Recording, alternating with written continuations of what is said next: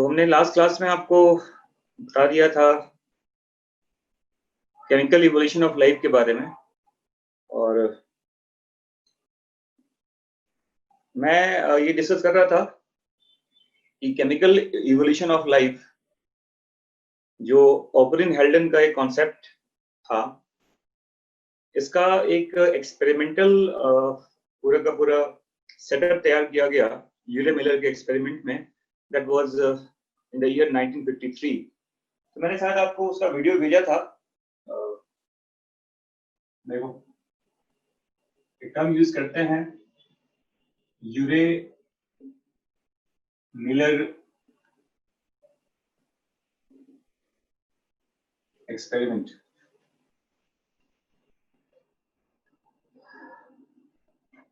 और ये एक्सपेरिमेंट किया गया था 1953 में।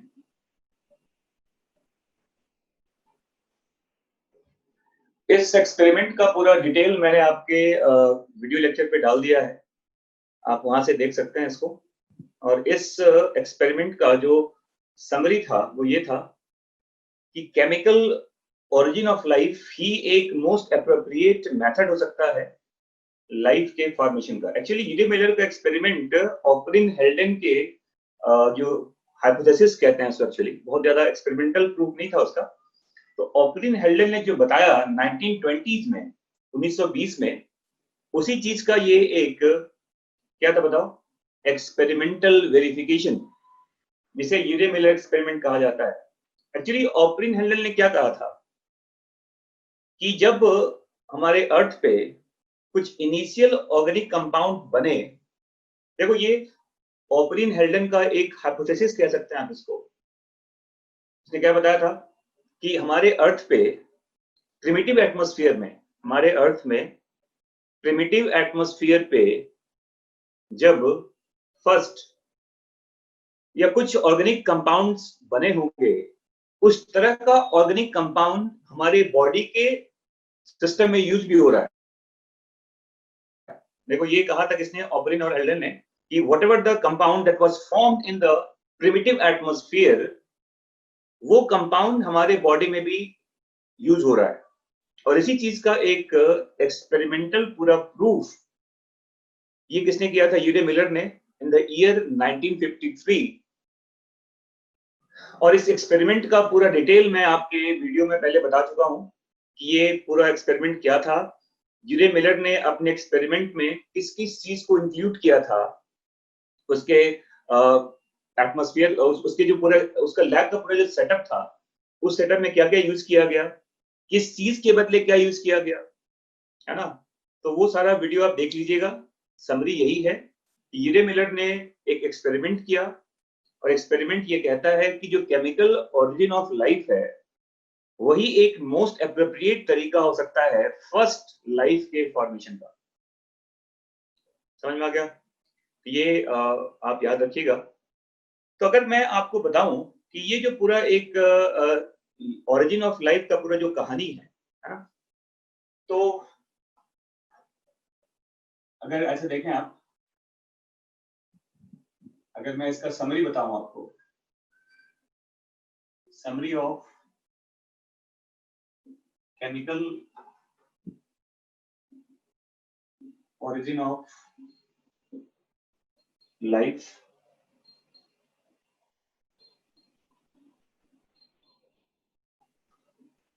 तो ये देखो, तो सबसे पहले कहते हैं कि आफ्टर द फॉर्मेशन ऑफ अर्थ,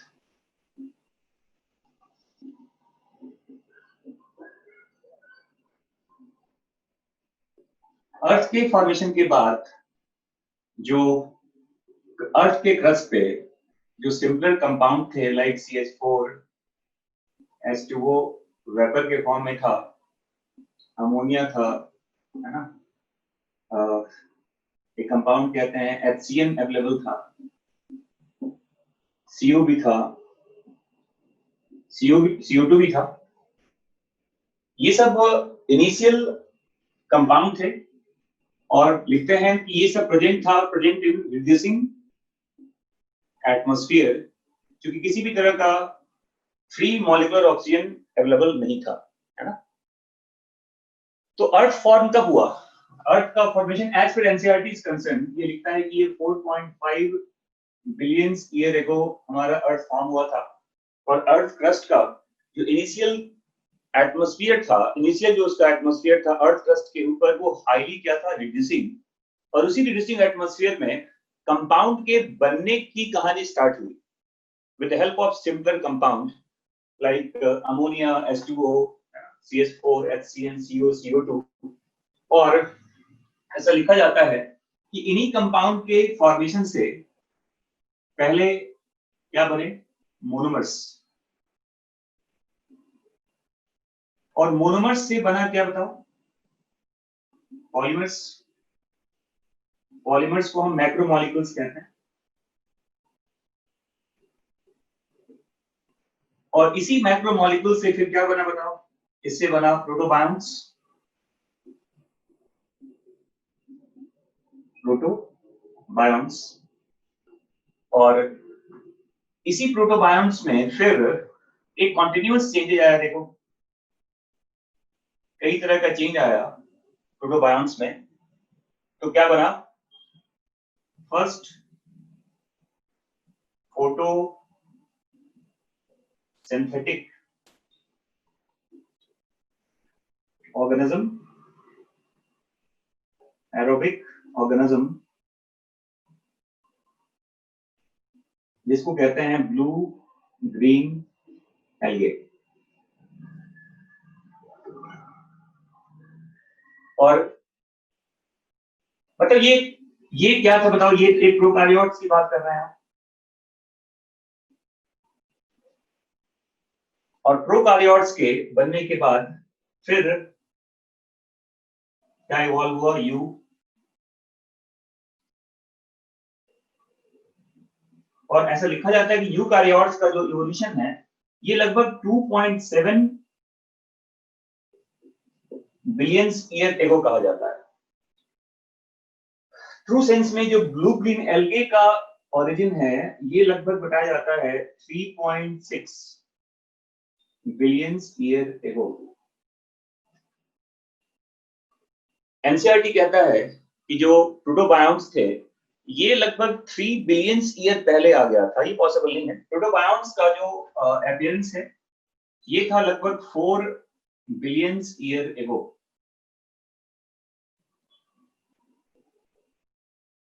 तो ये एक पूरा और आपको मैंने बताया था कि ब्लू ग्रीन एल्गे के आने के बाद आपके एटमॉस्फेयर में ऑक्सीजन इवॉल्व हुआ और हमारा कंडीशन जो पहले क्या था, रिड्यूसिंग।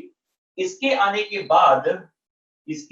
बाद एटमॉस्फेयर में क्या आ गया बताओ, ऑक्सीजन। और ऑक्सीजन के आने के बाद ही हमारे एटमॉस्फेयर में ओजोन लेयर का क्या हुआ, फॉर्मेशन। और हमारा एटमॉस्फेयर कैसा हो गया, ऑक्सीडाइजिंग। तो ये पूरा एक समरी है किसका, chemical evolution of blue green algae.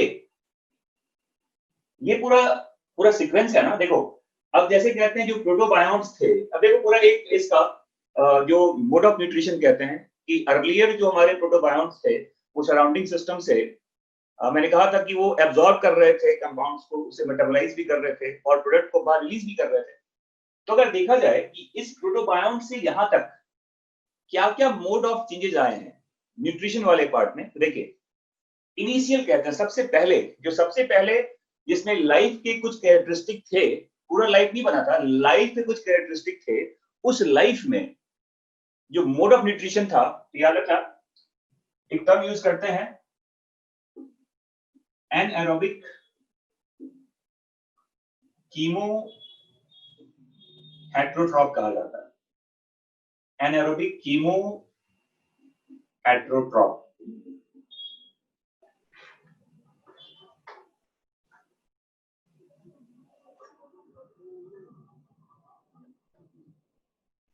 Chemo heterotroph, chemo heterotroph कहता है। सबसे इनिशियल मोड ऑफ न्यूट्रिशन कहा जाता है। ऑक्सीजन तो था नहीं, और ये प्रोटोबायंट्स वगैरह क्या कर रहे थे, ये सराउंडिंग से केमिकल्स को अपने सिस्टम में लेके आ रहे थे और उसी केमिकल को वो रिड्यूस कर रहे थे या उसको ब्रेक डाउन कर रहे थे उसका। तो सबसे पहला जो मोड ऑफ न्यूट्रिशन डेवलप हुआ वो क्या था बताओ, एनारोबिक कीमोहेटरोट्रॉफ कहता है। इसके बाद देखिए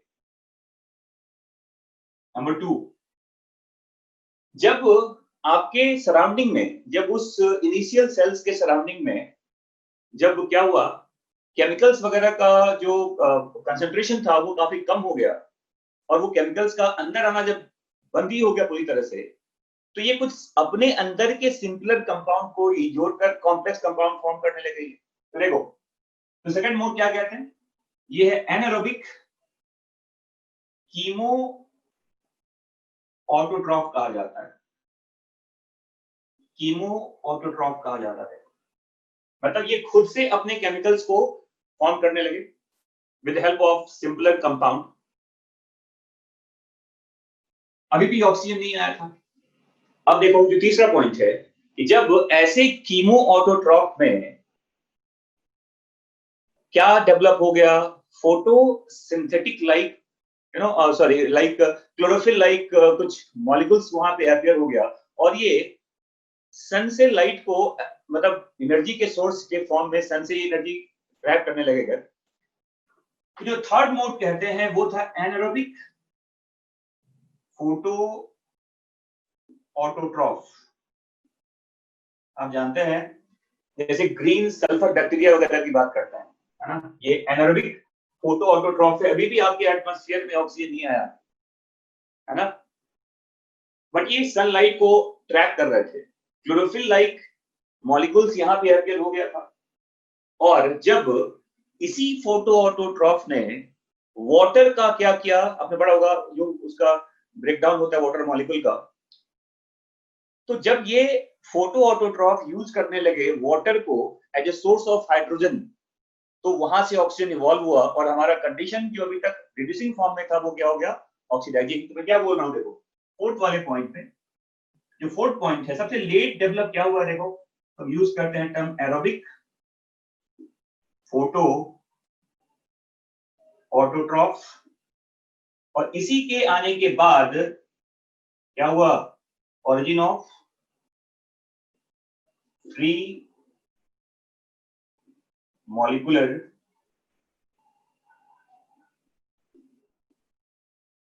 ऑक्सीजन। ये मोड याद रखिएगा, इसी मोड में ये पूरा इवॉल्व हुआ है।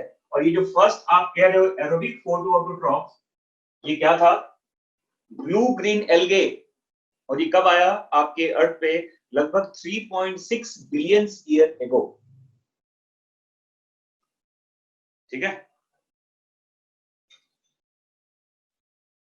तो ये पॉइंट याद रखिएगा, ये सीक्वेंस याद रखिएगा। क्वेश्चन पूछा जाता है एग्जाम में कि किस मोड में न्यूट्रिशन का पार्ट डेवलप हुआ है आपके ओरिजिन ऑफ लाइफ में, जब केमिकल ओरिजिन ऑफ लाइफ की बात कर रहे हैं तो किस सीक्वेंस में न्यूट्रिशन का मोड डेवलप हुआ। तो सबसे पहले कहते हैं एनारोबिक कीमो हेटरोट्रॉफ, फिर सेकंड मोड क्या हुआ, एनारोबिक कीमो ऑटोट्रॉफ, थर्ड क्या हुआ, एनारोबिक फोटो ऑटोट्रॉफ, और सबसे लेट डेवलप क्या हुआ है बताओ, एरोबिक फोटो ऑटोट्रॉफ। और ये कौन थे, ये थे ब्लू ग्रीन एल्गे। इवॉल्व कब हुआ, 3.6 बिलियन ईयर एगो। और इसी के आने के बाद जो कंडीशन हमारा अभी तक कैसा था, रिड्यूसिंग, वो कैसा हो गया, ऑक्सीडाइजिंग। और प्रोकार्योट्स के इवॉल्व होने के काफी समय के बाद इवॉल्व क्या हुआ बताओ, यूकैरियोट्स, लगभग 2.7 बिलियन ईयर एगो। एनसीईआरटी में कई जगह वो एज के बारे में थोड़ा सा कुछ कंफ्यूजन है, कहीं वो कुछ लिखता है कहीं वो कुछ लिखता है, बट ऐसे इसे याद रखिएगा।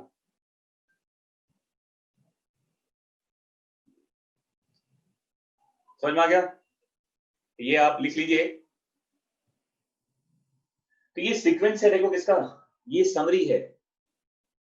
ग्रेजुअल सिंथेसिस मैंने कहा था आपको कि केमिकल ओरिजिन ऑफ लाइफ जो है वो ग्रेजुअल सिंथेसिस और क्या कहता है, कॉम्प्लेक्स ऑर्गेनिक कंपाउंड का, from the simpler organic compound और from the simpler molecules.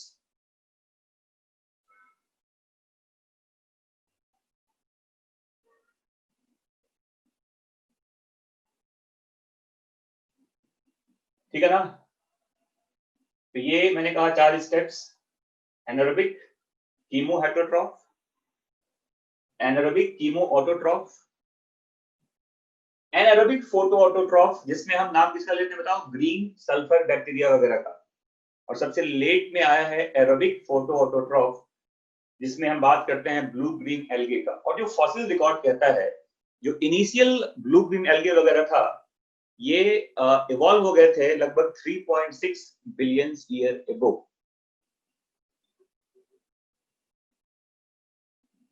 Role क्या है? ये मोड ऑफ न्यूट्रिशन है। ब्लर है तो I can't help you anything. मेरा वीडियो सही चल रहा है?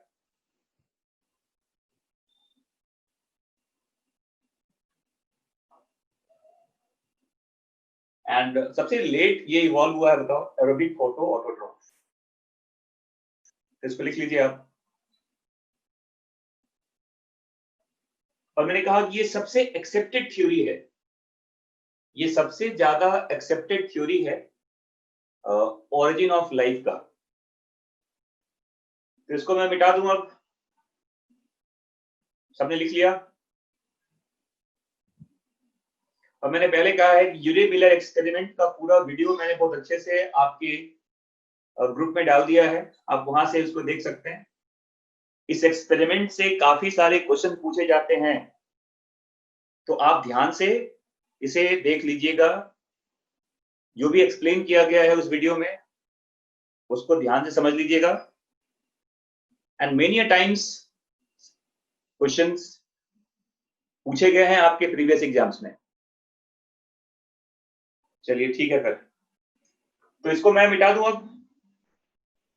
तो देखो, क्या यही एक थ्योरी था लाइफ के बनने का? देखो, ये तो बिल्कुल लेटेस्ट थ्योरी है एक्चुअली, जिसको मोस्ट एक्सेप्टेड थ्योरी कहते हैं। लेकिन क्या यही एक थ्योरी है, या क्या और भी चीजें नहीं बताई गई थी पहले? यस, देखो, अगर मैं ऐसे लिखूं आपको कि अदर थ्योरी रिलेटेड टू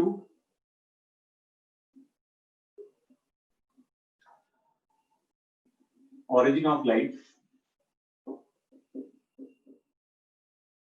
तो देखो इसमें काफी ज्यादा अनसाइंटिफिक थ्योरी है ये एक्चुअली, जिसे कहते हैं थ्योरी ऑफ स्पेशल क्रिएशन कहते हैं। Theory of special creation. Special creation कहने का मतलब, ये बिल्कुल ही अनसाइंटिफिक थ्योरी है, जिसको पहले के लोग काफी समय तक इसको मानते भी थे, क्योंकि साइंस इतना ज्यादा डेवलप था नहीं, लोगों में इतना ज्यादा बहुत ज्यादा वो इधर उधर की बातों को एक्सेप्ट नहीं करना चाहते थे। तो वो उन्होंने अपना एक एक मिथ सा बना लिया था कि स्पेशल क्रिएशन का मतलब क्या कहता है कि जो जितने भी तरह की लाइफ आप आसपास में देख रहे हो, जितने भी तरह की लाइफ को आप आसपास में देख रहे हैं, ये सब गॉड क्रिएटेड है। उसने कहा कि एक स्पेशल क्रिएटर है, एक इंटेलिजेंट क्रिएटर है, जिसने हर तरह के लिविंग सिस्टम को तैयार किया एट सच। उसमें कहीं कोई इवोल्यूशन नहीं हुआ, जैसा वो था आज से 50,000 साल पहले या जब से वो बना और अभी तक उसमें कोई चेंजेस नहीं आए हैं, है ना?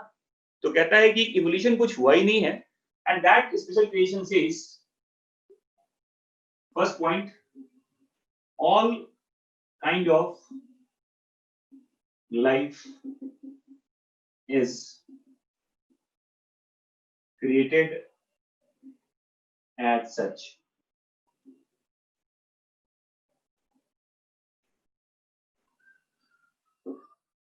Number two, number of species are fixed.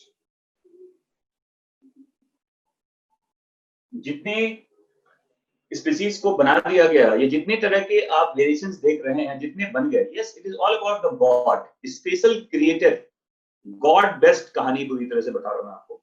एक इंटेलिजेंट क्रिएटर है जिसने हर तरह के लाइफ को बनाया है और जैसा बनाया वैसा ही आज भी है वो। जितने बना दिए गए वो नंबर भी फिक्स है, क्योंकि अगर जिस चीज को भगवान ने बनाया है वो भगवान ही लेके जाएगा। ऐसा लोग मानते थे कि स्पीसीज का नंबर तो फिक्स है, इसमें आप कुछ नहीं कर सकते। तो इसीलिए इसको थ्योरी ऑफ फिक्सिटी कहते हैं, फिक्सिटी ऑफ स्पीसीज। स्पीसीज का नंबर फिक्स्ड है एंड दैट्स व्हाई इसे थ्योरी ऑफ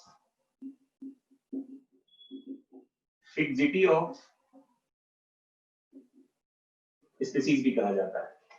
और उसने कहा कि जो अर्थ लाइफ, अर्थ मतलब लाइफ ऑफ जो अर्थ या अर्थ का जो फॉर्मेशन है, earth is nearly 4000 years old। देखो ये कहता है कि अर्थ की लाइफ ही ज्यादा नहीं है, अर्थ तो 4000 साल पहले बना है ना। और आप जानते हैं कि हर रिलीजन में एक मैथोलॉजी है, एक एक हम मान लेते हैं कि एक गॉड जैसा कोई चीज होता है ना, और उसी गॉड के हम बनाए हुए सारे प्रोडक्ट हैं। अब क्रिश्चियन मैथोलॉजी की अलग बात करते हैं, हिंदू मैथोलॉजी की अलग बात करते हैं। आप जानते हैं एडम्स है, ईव है ना, मनु और सदा की बात करते हैं हिंदू मैथोलॉजी में। ये सब पहले इंसान थे और इसी इंसान के सब बच्चे हैं। तो ये पूरी तरह से एक अनसाइंटिफिक थ्योरी है, लेकिन काफी स्ट्रॉन्ग इसको लोग फॉलो करते थे इस वाले पार्ट को। और आज भी बहुत सारे ऐसे बिल्कुल जो फंडामेंटलिस्ट जो सोच है, रिलीजियस जो बड़े कट्टर साधु और मौलवी और ये सब होते हैं, उनको अगर आप ये बोलेंगे कि लाइफ तो ऐसे ऐसे बना है, CHO जुड़ गया, ऐसे ऐसे जुड़ गया, ऐसे ऐसे जुड़ गया, ऐसे ऐसे जुड़ गया और फिर लाइफ बन गया, तो आपको चप्पल खोल के मारेंगे फिर वो। अभी भी वो सही चीज सुनना नहीं चाहते, है ना।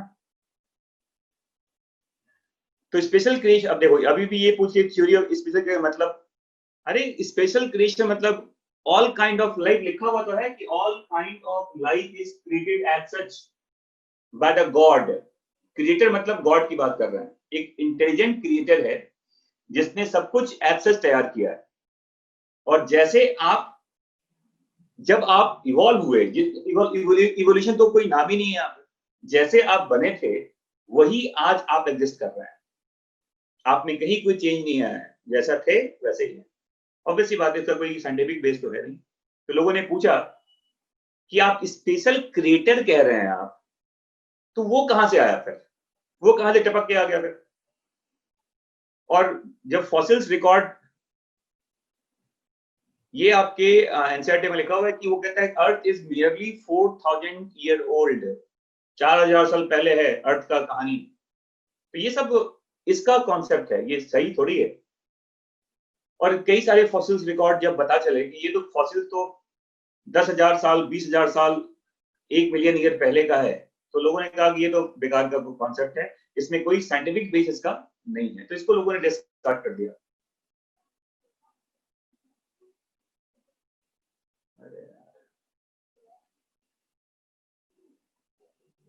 सन का कोई, मैंने क्या बताया था कि 15 से 20 बिलियन ईयर पहले जो बिग बैंग हुआ था, सन का कोई लाइफ नहीं बताया गया। अर्थ का लाइफ पूछा जाता है, सन कब बना था ये जाकर सूर्य भगवान से सुबह पूछिएगा। अर्थ की लाइफ पूछी जाती है कि अर्थ कब बना है, तो अर्थ बना है 4.5 बिलियन ईयर एगो। तो ये जो कॉन्सेप्ट है देखो स्पेशल क्रिएशन का, ये तो बिल्कुल एक अनसाइंटिफिक पूरा कहानी था, बट काफी समय तक लोग इसको मानते रहे। और डार्विन इनफैक्ट कहते हैं, डार्विन भी जब अपने थ्योरी को वो पब्लिश करने जा रहा था कि एवोल्यूशन होते रहता है, कुछ कुछ चेंज आता रहता है, वो बड़ा डरा हुआ था। और इसी डर की वजह से लगभग वो 15-20 साल तक अपने थ्योरी को पब्लिश नहीं कर पाया। उसे लगता था कि मैं अगर अपना कुछ कॉन्सेप्ट बता दूंगा तो लोग मेरा गर्दन दबा देंगे। तो Darwin was so much in fear, क्योंकि लोग उस समय इस तरह के थ्योरी को ज्यादा मानते थे, गॉड बेस्ट जिसे थ्योरी कहते हैं, है ना। यानी हम, ये गलत था। फिर देखो ये कॉन्सेप्ट आया थ्योरी ऑफ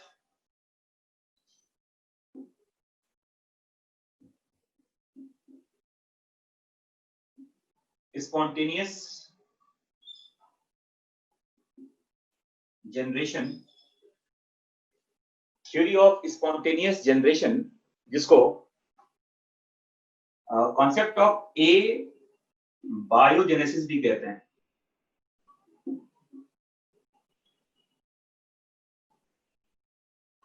ये कुछ अजीब थ्योरी था। ये तो कहता है कि लाइफ जो है वो नॉन लिविंग चीज से तो बना है, लेकिन उसके लिए कोई केमिकल रिएक्शन नहीं हो रहा, किसी तरह का बहुत लंबा वो पूरा स्टोरी नहीं है उसके बनने के लिए, वो स्पॉन्टेनियसली तैयार हो गया है। जैसे कहता है, देखो ये क्या कह रहा है कि जैसे मड है, मड से ही धीरे धीरे उसमें क्या डेवलप होता है, क्रोकोडाइल। देखो जो हमारे बॉडी के जो स्वेट वगैरह होता है, इससे लाइस डेवलप हो जाता है, जो पैरासाइट है आपके बॉडी का, है ना। या फिर ये कहता है कि मड से ही क्रोकोडाइल आ गया, फ्रॉग आ गया, जो एक्वेटिक लाइफ जहाँ पे होता है ना। फिर कहता है कि स्वेट से लाइस भी आते हैं, यहाँ से इंसेक्ट भी अपियर हो जाता है ना? उसने कहा कि अगर आप किसी जार को बिल्कुल पूरी तरह से क्लोज कर दें, इसमें कुछ चीजें छोड़ दीजिए आप, नॉन लिविंग चीज है, इसको पूरी तरह से बंद कर दो आप, तो इससे इसके अंदर इस ये जो एक ब्रॉथ रखा हुआ है इसके अंदर, और ये पूरा तरह से बंद जार है अगर, तो इनसे इसमें क्या डेवलप हो जाता है, इंसेक्ट का लार्वा। उसने कहा कि जब आदमी का डेथ हो जाता है या किसी एनिमल का डेथ के बाद उसके जो हेयर्स वगैरह होते हैं, वहां से स्नेक अपियर हो जाता है। देखो ये अजीब तरह का एक कॉन्सेप्ट था, लेकिन ये भी बताया गया और लोगों ने इसको भी माना। स्पॉन्टेनियस जनरेशन कहते हैं कि life comes from non living thing spontaneously. Evolution नहीं हो रहा, मड से क्रोकोडाइल आ गया, कैसे आ गया वो, लेकिन बस आ गया। स्वेट से लाइस आ गया, इंसेक्ट आ गए, एयर से स्नेक आ गया। अगर आपका जार बंद किया हुआ आपने कुछ उस चीज में रखा हुआ है, तो उसकी वजह से उसने क्या किया, मतलब इंसेक्ट का लार्वा क्या हो जाता है। And that is all about the spontaneous generation, although it has no any kind of scientific basis, but ये थ्योरी भी बताया गया और आपकी एनसीईआरटी में भी लिखा हुआ है। स्पॉन्टेनियस जनरेशन कहते हैं इसको। ए बायोजेनेसिस मतलब life comes from non living things spontaneously. ठीक है, समझ में आ गया? तो ये लिख लेना, life comes from non living things spontaneously, like from mud crocodile appears, frog appears, sweat से लाइस आ जाता है, इंसेक्ट आ जाता है, एयर से स्नेक आ जाते हैं, है ना। ऑल्दो ये सब एक ऐसे ही बताया गया बस, लेकिन आपके एनसीईआरटी में भी सब कुछ लिखा हुआ है, तो आपको याद रखना पड़ेगा। ठीक है ना। और देखो फिर एक कॉन्सेप्ट आया, इसे कहते हैं थ्योरी ऑफ बायोजेनेसिस। इसमें लुईस पास्चर का नाम बहुत इंपॉर्टेंट है।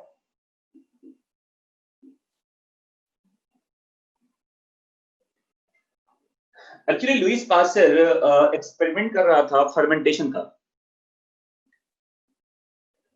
वो बियर ब्रॉथ बनाकर, बिल्कुल जैसे उसने क्या किया कि उसने एक जार लिया ऐसे, इसको पूरी तरह से एयर टाइट कर दिया उसने, देखो बाहर से कोई कांटेक्ट नहीं है, इसमें कुछ देखो कुछ केमिकल्स रखे इसने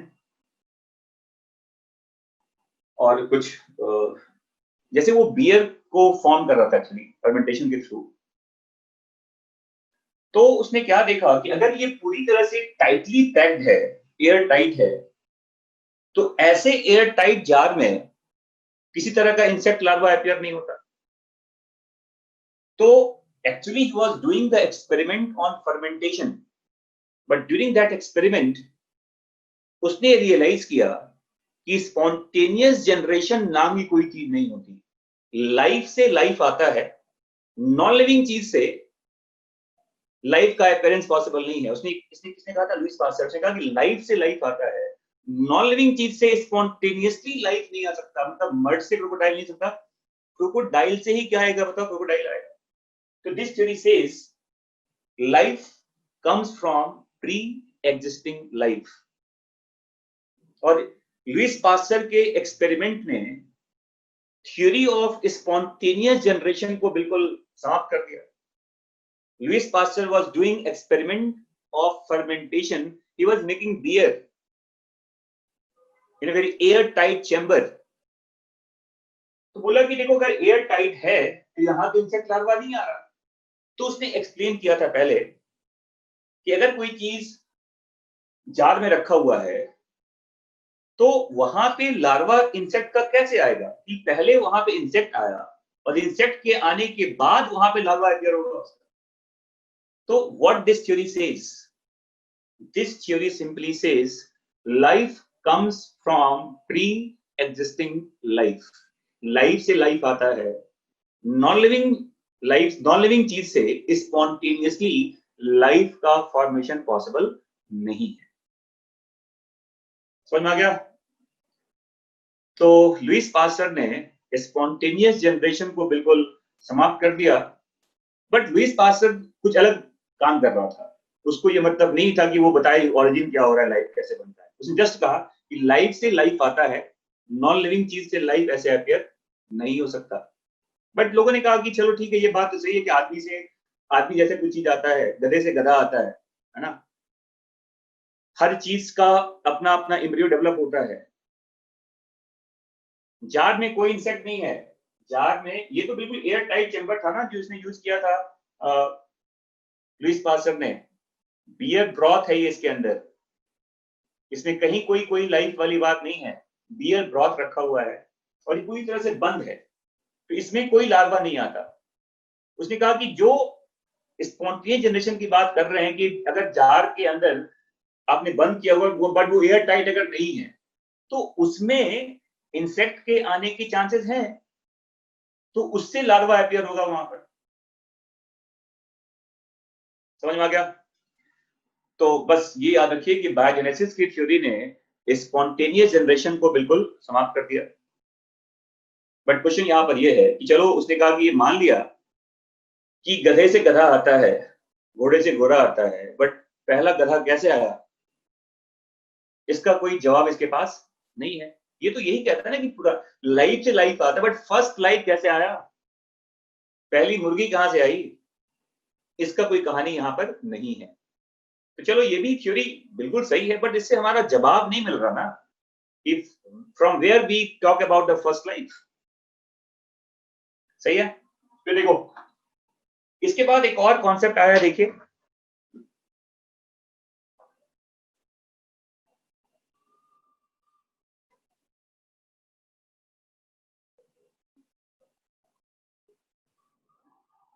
और ये कॉन्सेप्ट था थ्योरी ऑफ पेनिस्पर्मिया कहते हैं।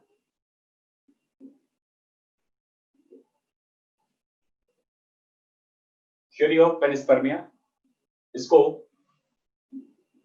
Extra terrestrial origin of life कहा जाता है। ये भी आपके एनसीईआरटी में दिया हुआ है।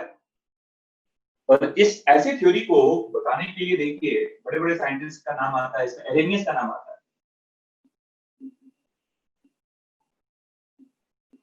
ये नोबेल प्राइज विनर हैं एरेनियस, और इसने इस चीज को बताया कि पेनिस्पर्मिया का भी एक कॉन्सेप्ट हो सकता है लाइफ के बनने का। And what is that? What he says कि हो सकता है कि दूसरे प्लेनेट पे या दूसरे कॉस्मोस पे या दूसरे किसी सोलर सिस्टम पे कहीं पर लाइफ है। तो ये मान लो अदर प्लेनेट की बात करें अगर हम, और अगर मान लो ये हमारा अर्थ है, तो इसने कहा कि दूसरे प्लेनेट पे कुछ स्पोर लाइक स्ट्रक्चर का फॉर्मेशन हुआ है। और ये एक रेडिएशन रेजिस्टेंट स्पोर है, रेडिएशन रेजिस्टेंट स्पोर है। और इसी स्पोर का जब ये आपके अर्थ पे ये एस्केप कर गया, तो तब आपके अर्थ पे लाइफ का क्या हुआ है, फॉर्मेशन। हाँ जी, अरेनियस वही मैं बता रहा हूँ,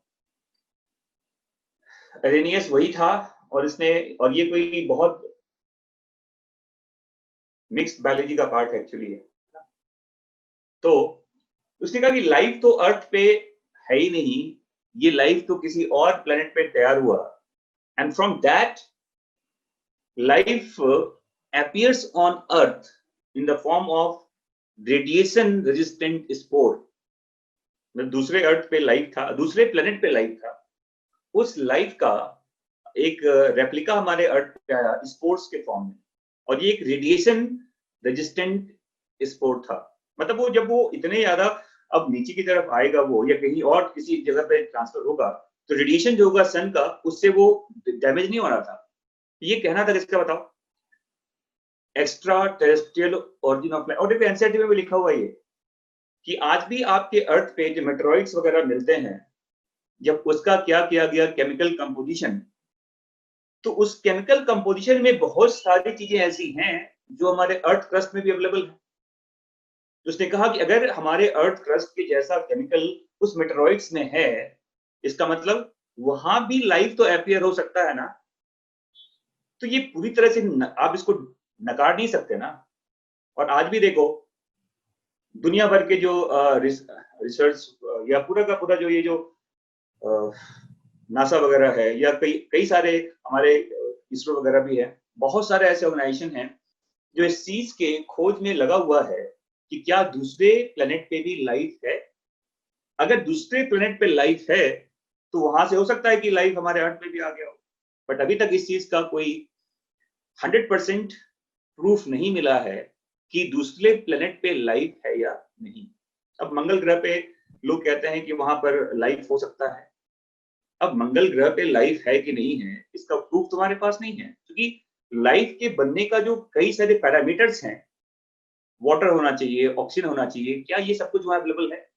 तो still it's a matter of research, it's matter of discovery. But आज के अगर देखा जाए कि आज के कंटेक्स्ट में, हाँ, जो एलियन वगैरह की बात करते हैं कि दूसरे ग्रह से लोग आ जाते हैं हमारे अर्थ पे, तो ये सब उसी पेनिस्पर्मिया के इर्द गिर्द की कहानी है।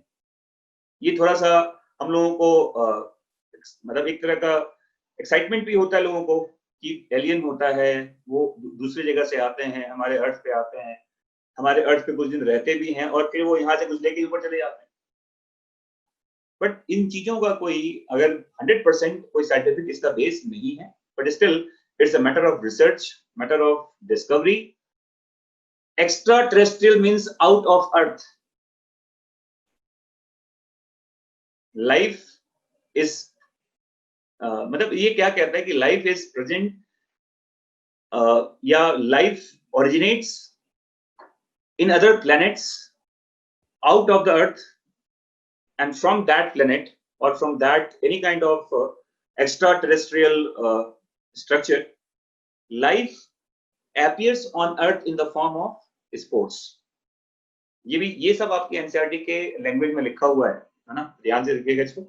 बट वही बात है कि इसका भी कोई बहुत ज्यादा साइंटिफिक प्रूफ नहीं है। तो कहते हैं एक्स्ट्रा टेरेस्ट्रियल है ये। हम क्यों डिस्कस कर रहे हैं कि लाइफ हमारे अर्थ पे कैसे बना है? ये कहते हैं लाइफ तो कहीं और बना है, किसी और प्लेनेट पे बना है, और वहां से लाइफ हमारे अर्थ पे क्या हुआ है, एक्सपोर्ट हुआ है। ठीक है, तो that was all different concept of origin of life, but still the most accepted theory, मैंने पहले बता दिया था आपको, वो केमिकल origin of life है, जिसके बारे में ऑपरीन हेल्डन ने पूरी कहानी बताई, कुछ साइंटिफिक उसका बेस भी रखा उस चीज का, और उस चीज को पूरी तरह से एक वेरिफिकेशन मिल गया। किसके थ्रू बताओ? जब यूरे मिलर ने एक्सपेरिमेंट किया और उसने कह दिया कि that is the most accepted theory and that is the most appropriate way for the formation of the first living cell in our earth। और जब आपके अर्थ पे फर्स्ट सेल्स बन गए, पहला सेल जब बन गया, तो वहीं से स्टार्ट हुआ, क्या बताओ, बायोडायवर्सिटी। और देखो कितना इंटरेस्टिंग है, अगर आप देखें तो कहता है कि हम सब एक कॉमन एंसेस्टर से जुड़े हुए हैं। हम सबका, इवन एक बैक्टीरिया का भी एक एंसेस्टर है, वो भी आपसे लिंक्ड है, क्योंकि पहले तो एक सेल ही बना ना, और उसी सेल से फिर सारा बायोडायवर्सिटी अपीयर हुआ। और कितना इंपॉर्टेंट पॉइंट है देखो, कि आज भी कहते हैं एक बैक्टीरिया, उसके अंदर भी न्यूक्लिक एसिड का अगर देखा जाए, जो उसका जो बेस है वही प्यूरीन पैरामिडिन होता है वहां पे। तो क्यों ना हम ये रिलेट करें कि हमारा जो एंसेस्ट्री है वो एक सेल से जुड़ा हुआ है, तो हर चीज का एक कॉमन पॉइंट है, और वहीं से पूरा ये क्या अपीयर हुआ, बायो डायवर्सिटी। ठीक है ना। तो अब देखो, ये इस चैप्टर का ये दूसरा पार्ट था, ओरिजिन ऑफ लाइफ। अब इस चैप्टर का जो तीसरा पार्ट है वो है ऑर्गेनिक एवोल्यूशन, कि अगर एवोल्यूशन हुआ है तो वो किस तरह से हुआ है, उसके क्या उसके कॉन्सेप्ट हैं, और क्या उसका आपके पास एविडेंस है कि अगर एवोल्यूशन हुआ तो उसके एविडेंस क्या हैं। डार्विन ने जो कहा कि ये एक ब्रांचिंग डिसेंट है, एक ग्रेजुअल एक्यूमुलेशन है वेरिएशन का आपकी पॉपुलेशन में, इन चीजों का क्या प्रूफ है आपके पास, एविडेंस क्या है इसका। तो बेसिकली अब देखो, मैं जो तीसरे पार्ट पे आ रहा हूँ चैप्टर का, ये मिटाओ इसको। अब देखो, जो ऑर्गेनिक इवोल्यूशन है,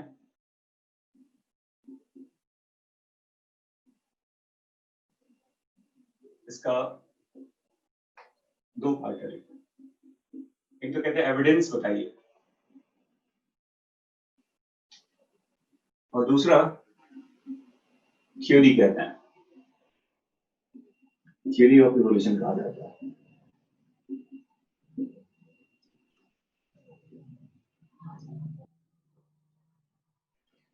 जैसे थ्योरी ऑफ इवोल्यूशन में हम लेमार्क की बात करते हैं,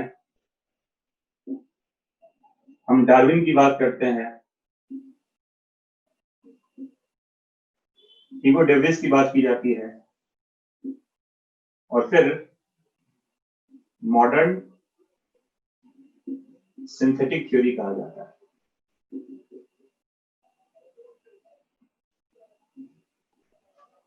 देखो, Lamarck, Darwin, Hugo de Vries and modern synthetic theory. ठीक है। अब ये सब जो पूरा थ्योरी बताया गया, कि अलग अलग तरह से बताई गई लाइफ का जो वेरिएशन है, जो अलग तरह की जो बायोडायवर्सिटी आप देखते हैं, उनमें अलग तरह के वेरिएशंस हैं, और वो वेरिएशंस कैसे उसमें अपीयर हुआ है। यानी इन सब में जो कहा जाता है, जो सेंट्रल थीम है इवोल्यूशन का, वो डार्विन ने दिया।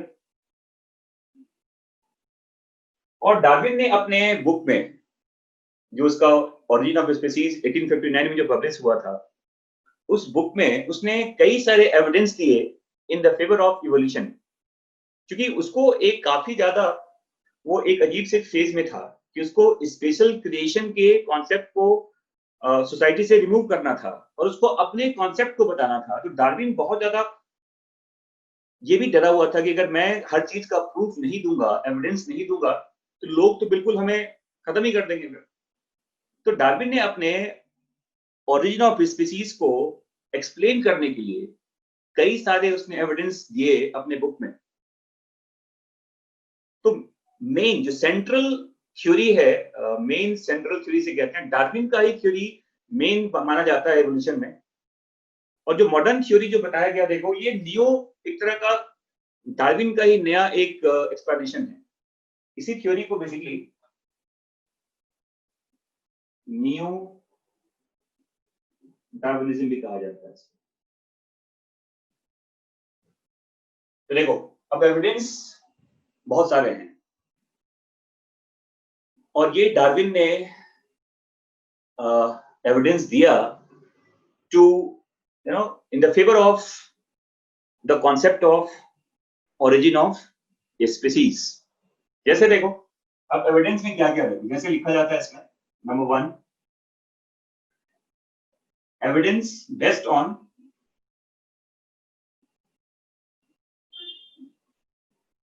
morphology and comparative anatomy.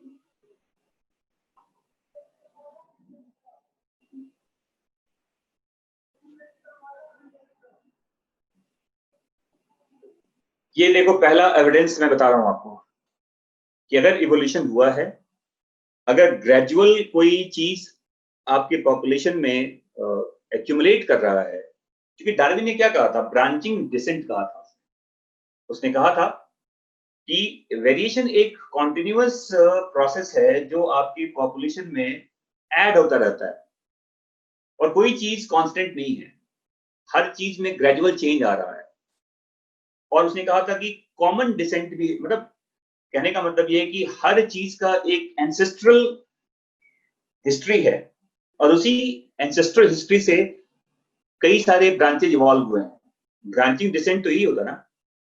तो ब्रांचिंग डिसेंट के फेवर में डार्विन ने एक वर्ड यूज किया, देखो, मॉर्फोलॉजी एंड कंपैरेटिव एनाटॉमी। क्योंकि डार्विन ने अपने थ्योरी में केवल अपनी बात नहीं रखी, उसने एनाटॉमिस्ट से, फिजियोलॉजिस्ट से, जियोलॉजिस्ट से, पैलेंटोलॉजिस्ट से, कई लोगों का उसने एक हेल्प लिया था अपने बुक को पब्लिश करने के लिए या बुक के फेवर में कुछ बताने के लिए। ठीक है, तो देखो, based on morphology and comparative anatomy, इसमें देखो जो फर्स्ट आता है ए, वो है होमोलॉजी कहते हैं इसमें। होमोलॉजी, और ये होमोलॉजी क्या होता है, देखो इसको आप कह सकते हो होमोलोगस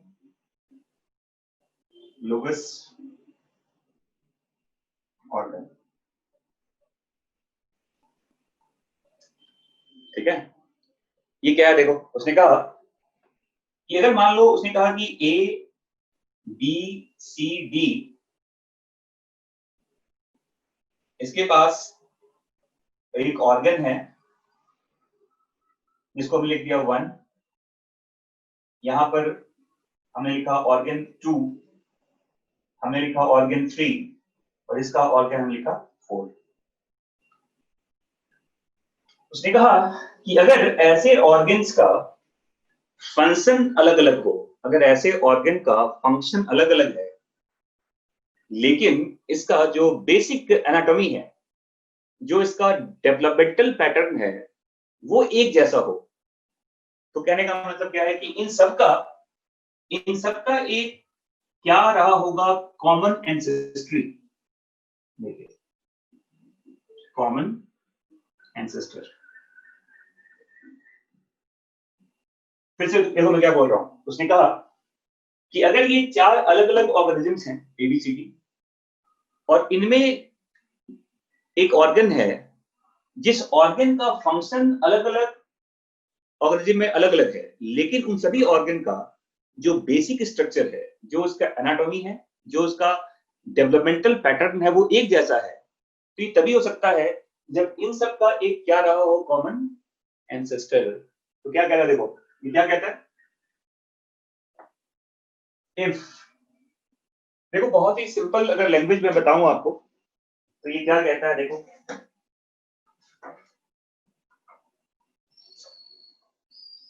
देख लो, होमोलॉजी का मतलब क्या होता है।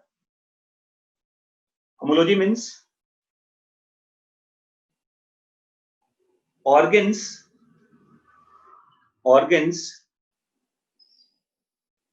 regarded as the same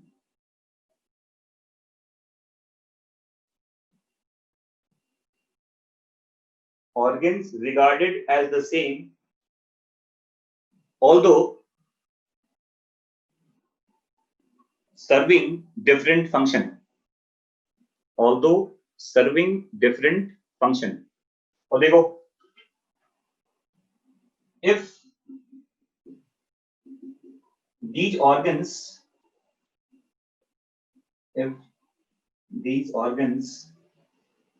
have similar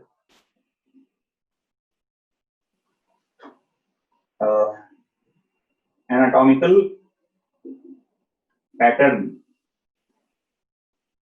of development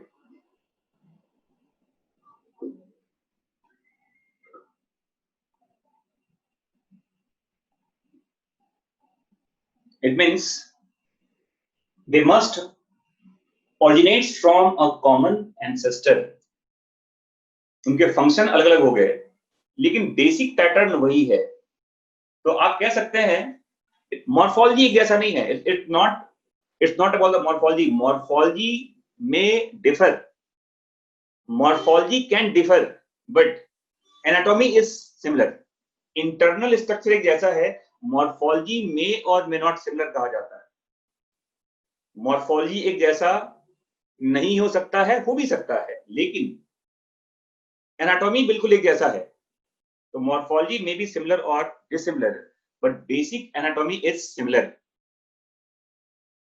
तो लिखते हैं सेम ओरिजिन डिफरेंट फंक्शन बहुत अगर छोटे वर्ड में लिखा जाए तो सेम ओरिजिन डिफरेंट फंक्शन लिखा जाता है उसको है ना एंड दैट्स व्हाई उसने कहा कि ये जो अलग अलग ऑर्गन का फंक्शन हुआ ये कैसे हुआ तो डार्विन ने बताया कि इन सबके कॉमन एंसेस्टर एक थे बट जब ये ऑर्गेनिज्म इवॉल्व हुआ ये सब पहले एक तरह के एनवायरनमेंट में थे लेकिन जब ऐसे ऑर्गेनिज्म को क्या फेस करना पड़ा डिफरेंट एडेप्टिव कंडीशन अगर मान लो सबका अलग अलग एडेप्टिव कंडीशन हो तो ऑर्गन के फंक्शन में क्या आएगा डिफरेंस आ जाएगा उसका मॉर्फोलॉजी भी अलग हो सकता है लेकिन इम्ब्रियोलॉजिकली वो सिमिलर होगा एनाटॉमिकली वो सिमिलर होगा because they all come from a common ancestor तो होमोलोगस ऑर्गन डेवलप क्यों होता है बताओ लिख लो डेवलपमेंट ऑफ होमोलोगस ऑर्गन लिखिए development of homologous organ development of homologous organ is due to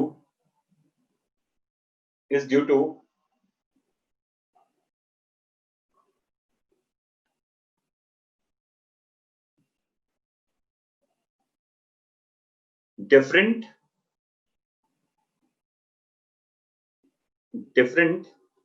adaptive condition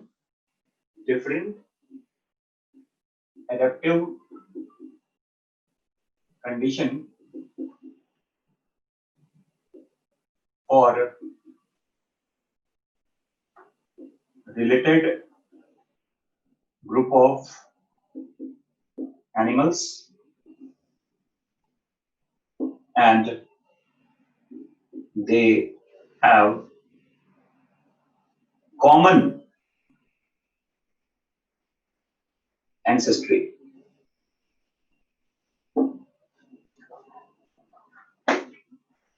Adaptive condition for related group of animals and they have common ancestry. अगर उनका ancestor similar ancestor होगा एक ही point से अगर वो evolve हुआ है ओरिजिनेट हुआ है तो उनके मॉर्फोलॉजी अलग हो सकते हैं उनके फंक्शन अलग हो सकते हैं बट बेसिक एनाटॉमी का जो डेवलपमेंट होगा उसका जो इंटरनल स्ट्रक्चर होगा वो बिल्कुल एक जैसा होगा फॉर एग्जाम्पल देखो अब मैं अगर बताऊं इसका क्या एग्जाम्पल है देखो देखिए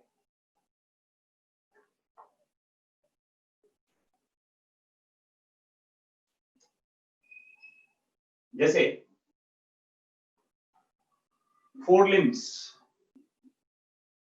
four limb pattern in whale, human, bat and cheetah. देखो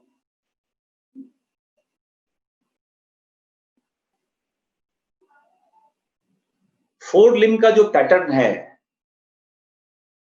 अब देखिए ये आपके एनसीईआरटी में लिखा हुआ डायग्राम बनाया हुआ है एक्चुअली एक तो देखो ये सभी एक प्लासेंटल मैमल हैं है ना वेल है ह्यूमन है बैट है चीता है ये सभी प्लासेंटल मैमल्स में आते हैं तो इन सबका एक कॉमन एंसेस्ट्री हो सकता है, लेकिन इन सभी एनिमल्स का जो ओरिजिन हुआ, ये अलग अलग तरह के इन्वायरमेंट में हुआ है. They are facing different kind of, they were facing basically different kind of adaptive condition. तो वेल पानी में था, तो उसके फोर लिम्स का यूज किसमें हुआ? तैरने के लिए. ह्यूमंस का जो डेवलपमेंट है वो ग्रास्पिंग के लिए हुआ है, बेसिकली चीजों को ग्रास्प करने के लिए, है ना. तो उसके फोर लिम्ब का पैटर्न सिमिलर है, बट मॉर्फोलॉजी थोड़ा डिफरेंट है. बैट में कहते हैं जो उड़ने के लिए था, तो फोर लिम्ब, देखो बैट के फोर लिम्ब को क्या बोलते हैं? इसे पेटेजियम कहते हैं. और इन सब में देखो, अगर आप देखेंगे इन सब में, तो वही पैटर्न है. देखो सबसे ऊपर क्या होता है बताओ? सब में ह्यूमरस होता है, फिर उसके नीचे रेडियस अल्ना कहते हैं, फिर उसके नीचे कार्पल होता है, उसके नीचे मेटाकार्पल होता है, और सबसे नीचे क्या बताओ? फैलेंजेस कहते हैं. देखिए ये पैटर्न है, and that pattern is present in all kind of these animals. सब में ह्यूमरस होता है, सब में रेडियस अल्ना होता है, सब में कार्पल है, सब में मेटाकार्पल है, और सब में क्या बताओ? फेलेंजियल बोन्स होते हैं. ठीक है. हाँ भाई, बंदर भी लिख लो, बंदर लिख लो, गधा लिख लो, घोड़ा लिख लो, बिल्ली लिख लो, चिंपैंजी लिख लो, राइनोसेरस लिख लो, हिप्पोपोटामस लिख लो, और बताऊं? और लिखो? भैंस लिख लो, भैंसा लिख लो. अरे सभी मैमल्स हैं, सभी प्लेसेंटल मैमल्स हैं, सब में हाथ पैर है, और सबके लिम्स का बेसिक डेवलपमेंटल पैटर्न यही है. सब में वही ह्यूमरस होता है. ह्यूमरस का साइज अलग हो सकता है. ऑब्वियसली बात है कि जिसका फोरलिंग बड़ा होगा उसका ह्यूमरस भी बड़ा होगा, बट ह्यूमरस सब में होता है. सब में रेडियस अल्ना होता है, सब में कार्पल होता है, सब में मेटाकार्पल है, और सब में फैलेंजेस होते हैं. तो हम कह सकते हैं कि four limb of human, four limb of whale, four limb of bat, four limb of चीता is an example of homologous organ. हाँ जी, समझ में आ गया? समझ में आ गया? ठीक है. और आपके एनसीईआरटी में देखिएगा डायग्राम बनाया गया है. डायग्राम यहां से बनाया गया. देखो अगर देखेंगे तो वो ह्यूमरस से दिखाता है, ह्यूमरस के बाद दिखाता है रेडियस अल्ना है, कार्पल है, मेटाकार्पल है. वो डायग्राम क्या बता रहा है कि आपको वो चीज देखना है. आपको ये 5 उंगली नहीं देखना, केवल आपको देखना है यहां से 5 पैटर्न है डेवलपमेंट का. पहला पैटर्न ये है, दूसरा ये है, तीसरा ये है. तो 5 पैटर्न है लिम्स के.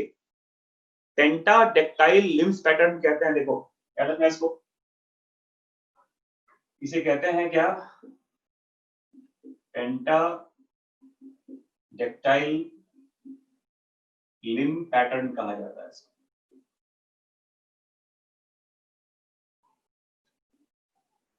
ठीक है ना. और पेंटाडेक्टाइल का मतलब ये 5 फिंगर नहीं होते. क्लियर? ठीक है ना.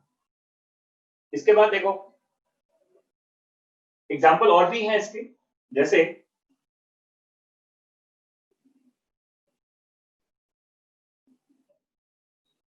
नंबर 2 देखो, माउथ पार्ट ऑफ इंसेक्ट.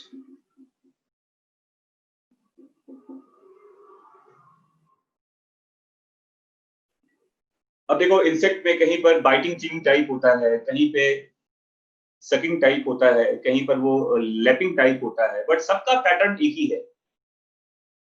तो अलग अलग तरह के इंसेक्ट के जो माउथ पार्ट्स हैं, different type of mouth parts कहते हैं उसको, ये सब होमोलोगस ऑर्गन का एग्जांपल है ना. फिर देखो नंबर 3, पैटर्न ऑफ, ये देखो heart, brain, of different vertebrates. ये भी एक होमोलोगस ऑर्गन का क्या बताओ एग्जाम्पल है।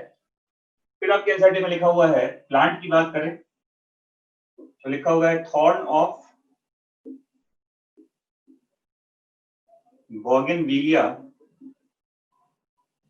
एंड टेंड्रिल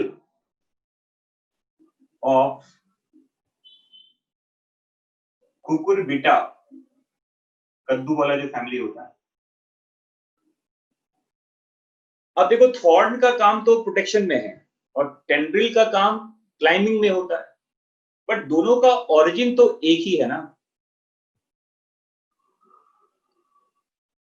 तुम्हें क्या लगता है कि जो तुम्हारा ब्रेन जो तुम्हारा काम कर रहा है वो गधे का भी काम कर रहा है? जो तुम्हारा ब्रेन काम कर रहा है वो खरगोश में भी काम कर रहा है, मेढक में भी कर रहा है? अरे ब्रेन का सबका थोड़ा अलग अलग तो डिफरेंस तो होता ही है ना, नहीं तो सभी तो फिर वही रह जाते और स्ट्रक्चर सबका एक ही जैसा होता है। तो ये जो डेवलपमेंटल पैटर्न है हार्ट का, ब्रेन का, अलग अलग वर्टिब्रेट्स में, ये होमोलोगस ऑर्गन का एग्जांपल है। ये अपने किडनी में डाल लीजिएगा, ठीक है, क्वेश्चन पूछा जाता है। और ये एग्जांपल आपके एनसीईआरटी में दिया गया है, thorn of bougainvillea and tendril of Cucurbita. एक प्रोटेक्शन के लिए है और एक क्लाइंबिंग के लिए होता है, बट दोनों का ओरिजिन सेम है बट फंक्शंस डिफरेंट हैं। तो ये भी एग्जांपल किसका है बताओ? होमोलोगस ऑर्गन का। ठीक है, तो बस आज के लिए यहीं तक। अब मिलते हैं अगले दिन। ये लिख लिया आप लोगों ने? अब देखो, अब जैसे कई बच्चों ने कहा कि सिलेबस में है या नहीं है, बोर्ड में है, नीट में है, गॉड नोस। ये चैप्टर ज्यादा पढ़ने से कोई दिक्कत नहीं है, आप पढ़ लीजिए और अगर क्वेश्चन आ ही गया तो फिर इसमें क्या करेंगे।